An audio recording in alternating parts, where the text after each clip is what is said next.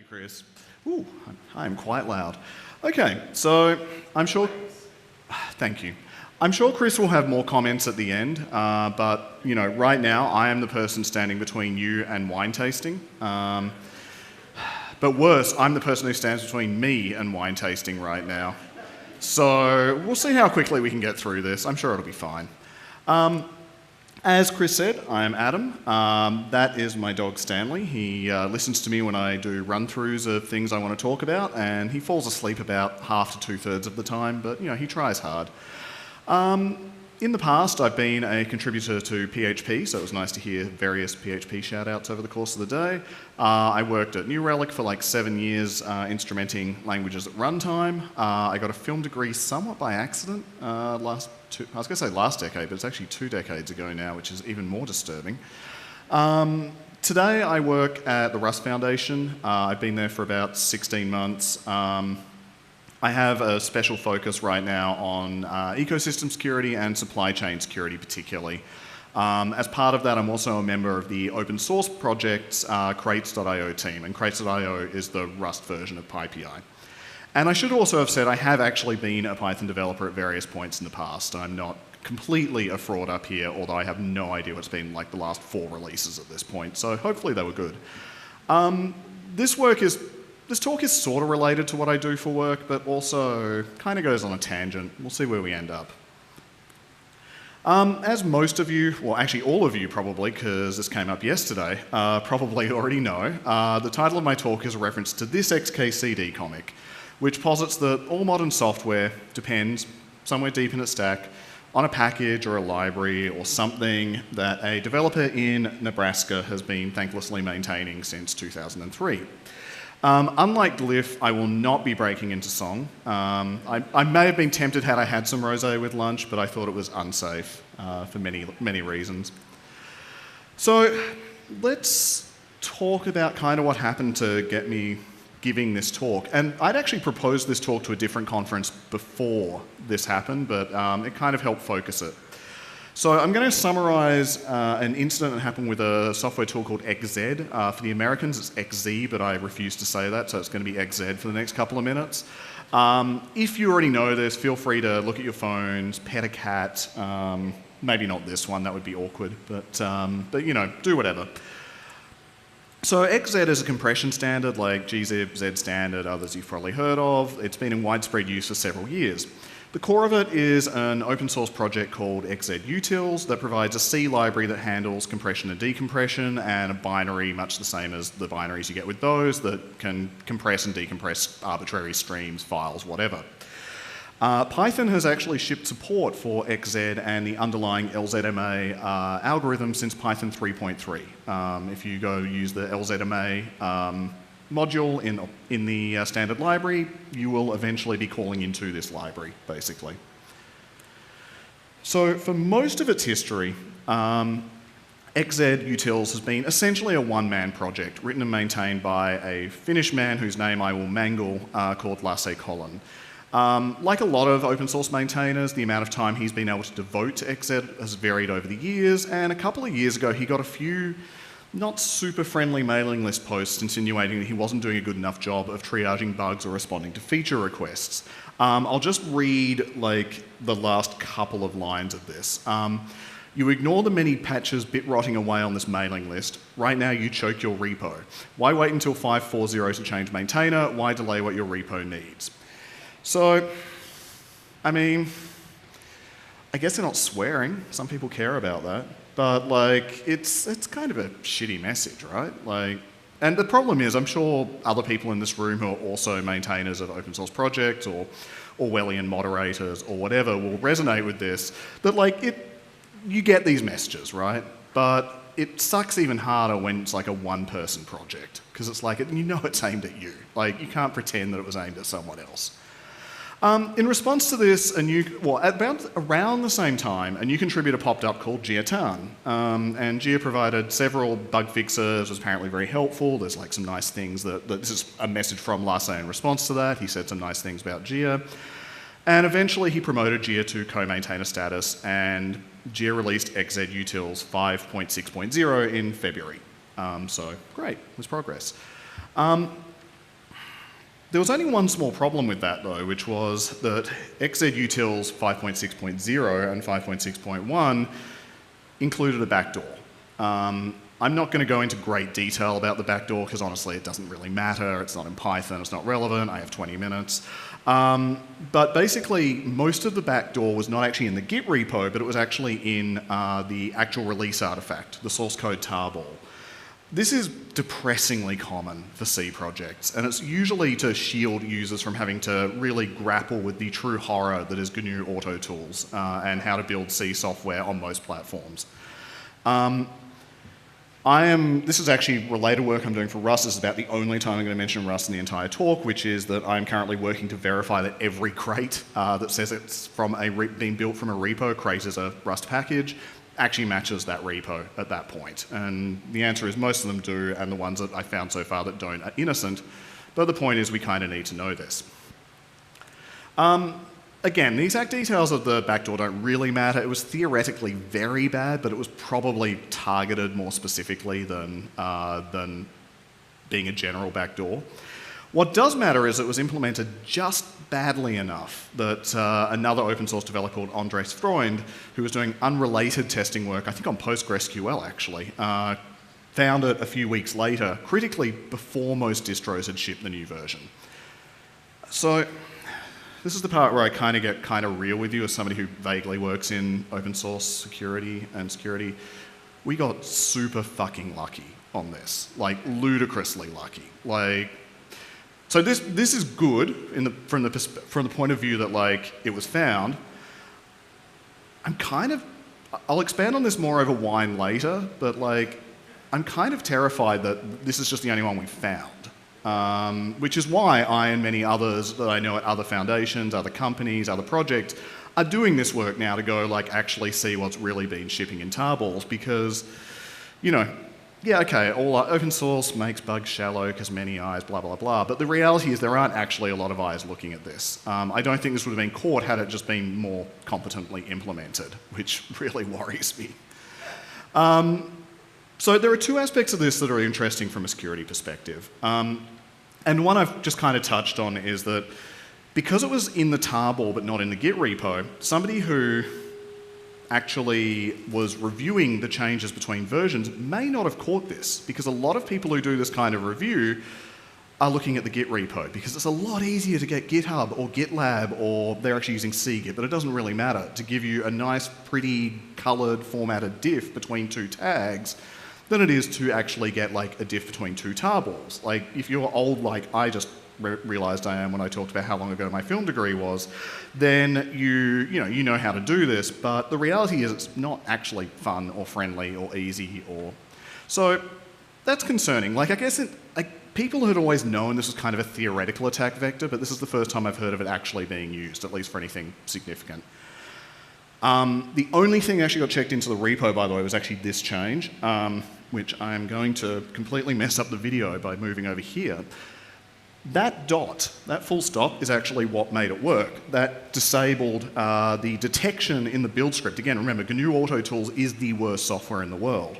I don't normally hate on things, but God, it's earned it. I worked on PHP for years.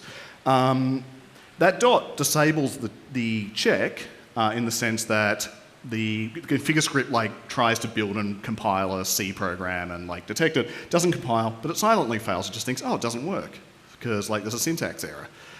That's probably bad. Anyway, the other thing that was really interesting about this, though, was this wasn't a like scenario where, say, a maintainer had their credentials stolen. Like, it wasn't like somebody got a password and they didn't have 2FA enabled. It wasn't like they broke into someone's system and got an SSH key or like something like that.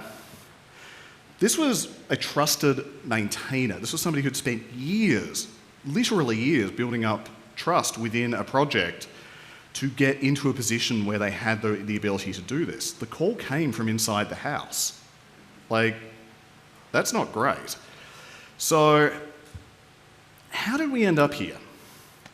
Because, like, okay, all that's interesting if you're me or maybe interested in security, but like, how do we get to this point, right? Like, that's actually what I really want to talk about in this talk.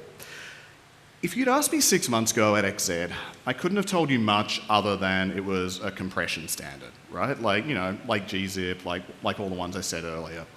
I certainly had never heard of Lasso Colon. I didn't know who maintained it. I'd never heard of Geotan. It was just one of those like .so files or .dilibs or whatever platform you're on that ends up in like the base packages of like your operating system, and then, you know, eventually you use it, you know, like I said, you might be using Python and it uses the LZMA module, probably not even directly, it's probably something that calls into it, probably something that calls into something that calls into something that calls into it. And like, I'd like to think I actually pay attention to this stuff. Like, I care about a lot of this, and yet here's a project I implicitly depended on for years that I knew nothing about, essentially, other than that it existed. So it's like literally metaphorical Nebraska in Finland, maybe. So, like most of you, I want the things I depend upon to be stable, secure, to do what they say, to not backdoor my server. Some dependencies are stable because they never change, but that's actually pretty rare, right? Like the XZ on disk format hasn't changed for over a decade, but it still has regular releases because there's bugs to be fixed and new platforms to support and features to implement and so on and so forth. So my contention is, and I hope this isn't controversial, is that things are more likely to be stable and secure if they're properly supported. You know, kind of in Maslow hierarchy of needs territory here, but you know, I don't think this is super controversial.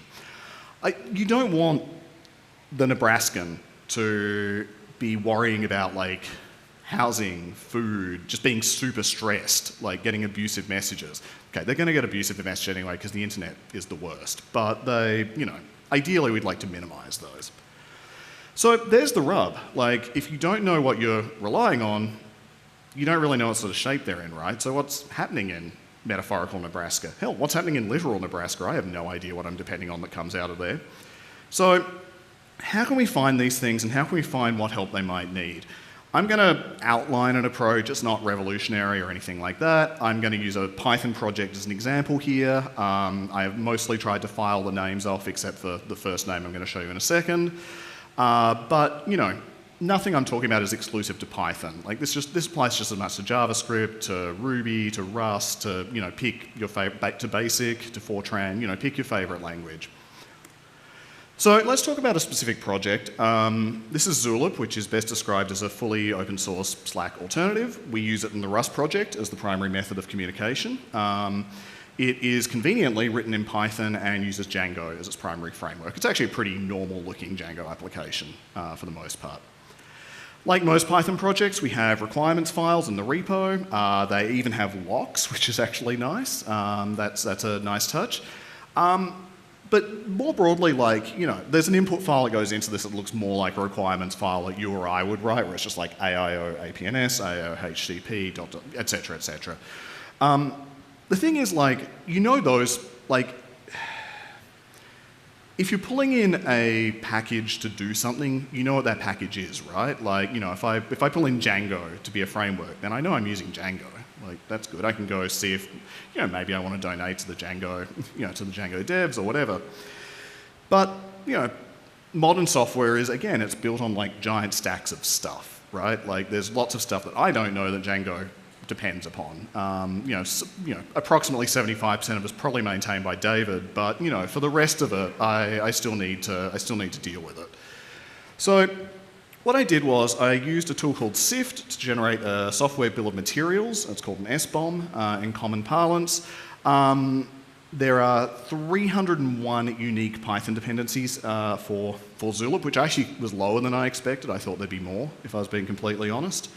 For comparison, crates.io, which is the Rust PyPI, which is actually, I would say, quite a bit simpler than Zulip in terms of its backend, has 494 Rust dependencies and exactly 1,999 JavaScript dependencies. I'm not going through those by hand. Like, I'm sorry, I'm not going and looking at like who's in good shape and who's not. I can't. I actually have shit to do. So we need a slightly better approach. And it's important to note that, like, what I'm about to do is, like, it's still incomplete. Like, there's C and Rust dependencies in here that Sift hasn't managed to pull out, and I haven't tried very hard to pull out. You can go a long way down. There's base packages and container images. There are limits to how deep you want to go. You probably can't directly help the sustainability of the person building the chip in Taiwan, but you should probably go a layer deeper than you think. So if you just think about Python, at least think about what the C dependencies are that are under, and Rust and whatever else. So how do we evaluate these? It's kind of tricky. I am indirectly paid partly by this Linux Foundation sub-foundation called the OpenSSF, who do supply chain security stuff. They have a scoreboard, and I would argue this is the wrong tool for the job. That's not because it's useless, but it's because it's not telling me much about the sustainability. It's telling me about things that have already been found in these dependencies. That might be interesting, but it doesn't actually tell me an awful lot about how they're doing, right? I'm going to minimize the amount of actual ranting here, but security scorecards tend to really prioritize things like reproducible builds and CI and what arcane rules you have set up on your main branch to merge PRs and that kind of thing. This is all important, but none of it actually matters if there's just vulnerable code getting committed or something like that. Again, yeah, okay, there's scanners, but here's the thing.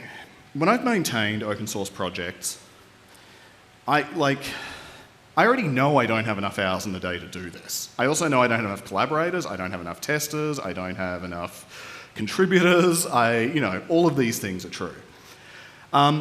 It's crucial to do more than just throw money at problems, right? Although also throw money because it can be exchanged for goods and or services. But it has to be done in the right way.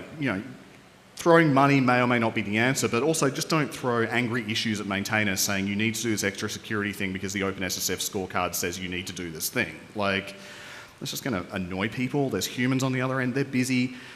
And every open source maintainer I know has deep-rooted guilt about how little they can do in the grand scheme of things, even the ones who do 100 hours a week and really need to figure out their work-life balance. This is just a thing. So what can we look at in these dependencies to see what there is? Now, scoring things, I'm not very interested in trying to come up with an overall number here. This is the spoiler alert that maybe there'll be less quantification at the end of this talk than you think. That might just also confirm our own biases, right? If I look at how many maintainers there are, that may or may not be important depending on the project. So here are things I think are interesting. Issues like how many bug reports are getting dealt with, how quickly are they getting dealt with, how are they getting triaged. Pull requests, same thing. Number of maintainers, is there diversity? Is there the lottery factor being covered of for those who don't know the reference, if somebody wins the jackpot, the Powerball, and suddenly has $500 million or whatever it is you get here in America in your account, and they decide to leave and buy a tropical island and never touch the internet again because they've been on the internet for decades. Is there someone to take over? Is it still going to be maintained? Recent activity level can be a useful proxy. That one's a little dangerous because if there was a project where it's mostly stable, then maybe there's just a flurry of activity at the start and then it's actually fine. But these are things you should look into. And commit author diversity as well. And that's kind of similar to the third one, but it's not exactly the same, right? It's how many contributions are they actually accepting from outside? It's not just how many team members they have, but how many people are coming in. Again, I kind of touched on this, but different projects look different. If it's gzip, probably it's not getting a lot of commits. I know, for example, X, the windowing system isn't getting a lot of commits at this point. Think about that. So I threw together some basic code. I know you can't read this. I'm going to literally and metaphorically zoom in a second. To take an SBOM, annotate the dependencies based on, in this case, data from PyPI and GitHub, which I did through GraphQL, which is obviously a joy, as you just learned from David, and generate and just dashboard some very rough metrics that I think at least would be a starting point. So this is intentionally, like I said, not being presented as a scorecard. The output of this is a shortlist. It's just trying to get rid of the 90% of projects that are probably fine, or not on your critical path, or whatever. This is just to try and figure out where the problems might be lurking, so that we can try and help with that. So what did I find? I realize this is still not that big, but I'll post the slides. I'm going to talk through it, you'll get the idea. I I've redacted the package names here. They're not very hard to figure out, but like, don't go try and figure this out. Like, we don't need to harass maintainers. So here's a dependency of Zulip. They accept sponsorship both at the repo and organisation level. They have a lower commit rate recently than historically. They've historically had quite a lot of committers, but they're not closing as many issues as they used to. It's like 58% is open, and like historically it's 24. And you expect it to be a bit higher for new issues because they haven't been triaged. But this is one where it's like, if this was on the critical path for something I was building and I, had some ability to support them, I'd probably start thinking about like, okay, do we sponsor them? Do we go to them and ask if they want help triaging bugs? Do we, those kinds of things. And I'm going to come back to the broader point of what we can do at the end. Just for a counterexample, here's one that's probably fine. They've got lots of commit activity, they're triaging their issues. There is, again, kind of a jump into currently open issues, but like they're doing a really good job of like triaging and merging PRs and things like that. I will say, I redacted the name, this project is backed by a large company that you've heard of. So it's like, they probably don't need to be on the shortlist, right? I can skip over that one. Here's two from the same organisation, and again, like they're active, which is good, but their issue, again, they're having trouble closing issues out. But given the level of activity here, this is one where I'd probably be more like, okay, let's see if we can just sponsor them. Like they're accepting sponsorship at both levels, like maybe we could just kick them some cash.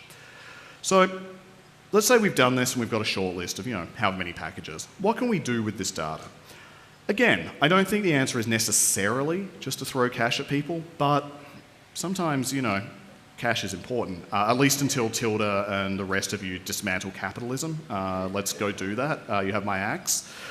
But, if a project accepts sponsorships and it's on your path and you work for a company that can afford to do this, or you personally can afford to do this, you should consider sponsoring. Like they're asking you directly, they're saying directly this would help. If you work at a company and you think they should have the money to do this and they don't, ask. I worked for a company, like one of the companies I worked for had lots of open source dependencies, no project to help sponsor any of them. And when I went to my manager and I said, hey, what gives? He's like, I don't know. And he went to his manager and she went to her manager. And eventually it just turned out nobody had ever really thought about this at the right level. And magically, some budget appeared. And it was an embarrassingly small budget for a company with that much revenue, but it was something. It was better than nothing. Like we could go give something. It's not the easiest conversation to have, but it's well worth it. There are also clearinghouses like Tidelift, ecosystem foundations that may provide broader donation opportunities. Hi, I work for an ecosystem foundation. But the point of this talk was to find the underserved dependencies that probably aren't in that category. They're probably not getting stuff out of Tidelift. They're probably not backed by a big foundation. Another thing I think is underused is in-kind donation. If you're on a team that has, a few individual contributors, could one of them who's an expert in this, would they be willing to donate 5 or 10% of their paid time to help deal with project tasks? I know that personally I'm very time poor, and that's actually the kind of thing I would like to hear more often. Doesn't mean to writing code, could be documentation. The most useful thing I've did in open source is probably actually being one of the people who triaged the PHP bug tracker for a few years, like just a fire hose of issues that came in every day. But there's a caveat on this that I'm going to come back to in a second. I also just want to say infrastructure, in-kind donations, also useful, particularly if you work for the kind of company that like an open source project might want. Most open source projects have paid dependencies that they can't, that don't get completely sponsored. Like, yeah, okay, you get a lot of stuff out of, say, GitHub, and a lot of like the major cloud providers are generous if you're big enough to be interesting to them, or they use you, but, there are probably opportunities to do this as well.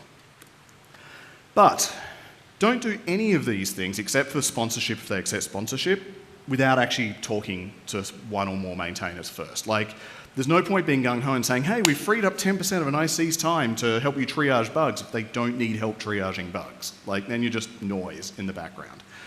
So I guess what I'm really saying is do the research. Like, get that long list, cut it down to a short list, and then, for the ones where you think maybe they need help that isn't just financial, and you have the ability to offer that help, and you need to be in a position to follow through if you offer it, then, go have a conversation. I think most maintainers would be very pleased to have that kind of conversation. And look, I'm going to finish, as I hinted earlier, by saying numbers aren't actually everything. I'm sorry. The quantitative approach only gets you to the point of a shortlist, in my opinion. Like scoreboarding these things, scoring these things, I think is less useful than trying to understand the context within which our dependencies and our ecosystems actually live in. So, like the vast majority of problems in tech, this isn't really actually a technical problem, it's a human problem. Like, at some point, you or another person who is knowledgeable in the field that is not a large language model is going to have to evaluate this and figure out what kind of support can be given and make sure that's the kind of support that they actually want. And with that, I'm going to publish the code behind this talk over the coming weeks. I don't think it's that interesting, but I'll put it up anyway, just in case anybody wants to hack around on it. I'm on the Fediverse. The slides are up. I think they're a little wonky in terms of formatting if you view them locally, but you know, I'm sorry. I'll try and patch it up at some point. And I will definitely announce whatever comes out of this on Mastodon and the Fediverse once that's done. Thank you very much. Thanks, Adam.